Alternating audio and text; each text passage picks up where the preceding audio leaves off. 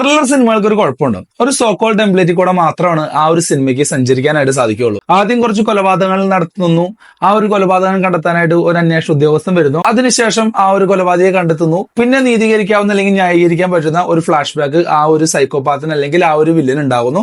കണ്ടിരിക്കുന്ന ഓഡിയൻസിന്റെ മനസ്സ് അറിയാതെ ആ ഒരു വില്ലനോട് ഒരു അനുഭൂതി തോന്നുന്നു, അല്ലെങ്കിൽ ഒരു സഹാനുഭൂതി തോന്നുന്നു.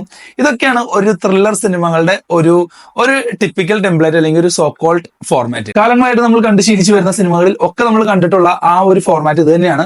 ആ ഒരു ഫോർമാറ്റിൽ നിന്ന് ഏറെ വ്യത്യസ്തമല്ല ഇന്ന് മിഥുൻ മാനുവൽ തോമസ് സംവിധാനം ചെയ്ത് ജയറാമേട്ടൻ നായകനായി വന്ന് സിനിമാ പ്രേക്ഷകർ ഒന്നടങ്കം കാത്തിരുന്ന എബ്രഹാം ഒസ്ലർ എന്ന് പറയുന്ന മൂവി. ജയറാമേട്ടൻ, ജഗദീഷ് ഏട്ടൻ, സെന്തിൽ കൃഷ്ണ, അനൂപ് മേനോൻ, അർജുൻ അശോകൻ തുടങ്ങിയ ഒരു വലിയ താരനിര തന്നെ നമ്മുടെ ഈ ഒരു സിനിമയിലുണ്ട്. ഈ ഒരു സിനിമ അനൗൺസ് ചെയ്തപ്പോൾ തൊട്ട് ജയറാമേട്ടന്റെ ഒരു ഗ്രേറ്റ് കംബാക്കിന് വേണ്ടി സിനിമാ പ്രേക്ഷകർ ഒന്നടങ്കം കാത്തിരിക്കുകയായിരുന്നു. And finally it's a great comeback for ജയറാമേട്ടൻ. സിനിമ റിലീസ് ആയിരിക്കുകയാണ്. ഫസ്റ്റ് ഷോ കണ്ടു. പേഴ്സണലി ഒരു ഡീസന്റ് മൂവി ആയിട്ടാണ് അനുഭവപ്പെട്ടത്.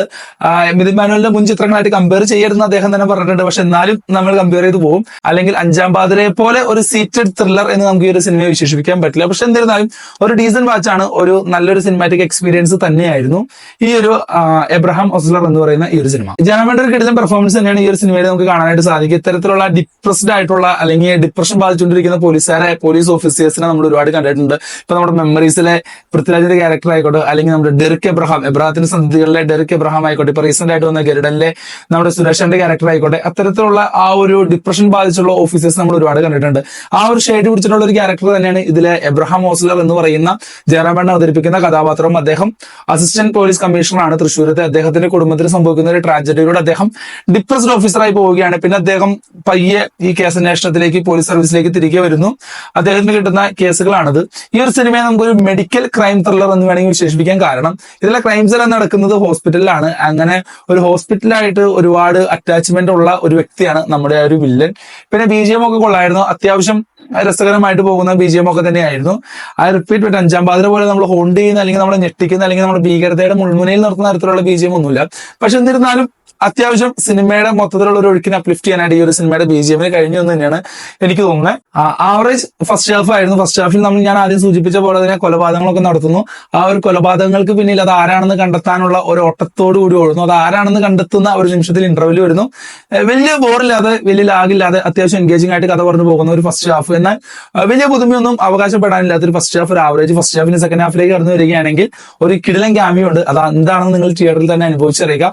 ഒരു പതിയെ ഒഴുക്കി പോയിക്കൊണ്ടിരിക്കുന്ന ആ ഒരു സിനിമയെ പെട്ടെന്ന് ആ ഒരു ക്യാമിയോയുടെ ഇൻട്രോ ശരിക്കും നമുക്കൊരു ഗൂസ് ബംസ് തരിക എന്നൊക്കെ പറയില്ലേ, ശരിക്കും ഞെട്ടിച്ച് അർമാദിച്ച് കൈയടിച്ച് ഒച്ചപ്പാടെടുത്ത് കാണാൻ പാകത്തിനുള്ള ഒരു ക്യാമിയോ ആണ് അത്. ശരിക്കും ആ ഒരു BGM ഒക്കെ വേറെ ലെവലായിരുന്നു. പിന്നെ ക്യാമിയോ വരുന്നു. പിന്നെ നമ്മുടെ നീതീകരിക്കാവുന്ന നമ്മുടെ സോക്കോൾഡ് ആ ഒരു ഫ്ലാഷ് ബാക്ക്. പക്ഷെ എന്നിരുന്നാലും ഫ്ലാഷ് ബാക്കിൽ വരുന്ന അഭിനേതാക്കളുടെ അഭിനയമൊക്കെ നല്ല രസകരമായിട്ട് തോന്നി. അപ്പോ ഓവറോൾ പറയുകയാണെങ്കിൽ പേഴ്സണലി എന്നിലെ സിനിമാ പ്രേക്ഷകന് ഒരു 90% തൃപ്തി തരാനായിട്ട് കഴിഞ്ഞു നമ്മുടെ ഈ ഒരു എബ്രഹാം ഒസ്ലർ എന്ന് പറയുന്ന ഈ ഒരു സിനിമയ്ക്ക്. ജയറാമേട്ടൻ ഒരു ഗ്രേറ്റ് കംബാക്ക് എന്ന് തന്നെ നമുക്ക് വേണമെങ്കിൽ ഇതിനെ വിശേഷിപ്പിക്കാം. കാരണം ഈ കഴിഞ്ഞ ഇറാസ് എന്ന് പറയുന്നത്, അല്ലെങ്കിൽ 2023 നമ്മുടെ സീനിയർ സൂപ്പർ താരങ്ങൾക്ക് എല്ലാവർക്കും വലിയൊരു ബ്രേക്ക് ത്രൂ നൽകിയ ഒരു വർഷമാണ്. അപ്പോൾ ബാക്കി ഉണ്ടായത് നമ്മുടെ ജയറാമേട്ടനാണ്. അപ്പോൾ ഡെഫിനറ്റ്ലി ഈ ഒരു പടം ജയറാമേട്ടന്റെ പെർഫോമൻസ് കൊണ്ടും ജയറാമേട്ടന്റെ ആരാധകരെ കൊണ്ടും നല്ല സിനിമകളെ കാത്തിരിക്കുന്ന പ്രേക്ഷകരെ കൊണ്ടും ഈ ഒരു സിനിമ ബോക്സ് ഓഫീസിൽ വലിയൊരു വിജയമായി മാറും. ഒരു പഴയൊരു പാട്ടൊക്കെ വരുന്നുണ്ട്, പൂമാനമേ എന്നുള്ളൊരു പാട്ടൊക്കെ വരുന്നുണ്ട്. അതിന്റെ നല്ലൊരു വേർഷൻ നമുക്ക് തിയേറ്ററിൽ എക്സ്പീരിയൻസ് ചെയ്യാൻ പറ്റും. ഞാൻ വീണ്ടും പറയുന്നു, അഞ്ചാം പാതിര പോലൊരു സീറ്റഡ് ത്രില്ലർ അല്ല ഈ ഒരു സിനിമ. ഇതൊരു ക്രൈം ഇമോഷണൽ ത്രില്ലറാണ്.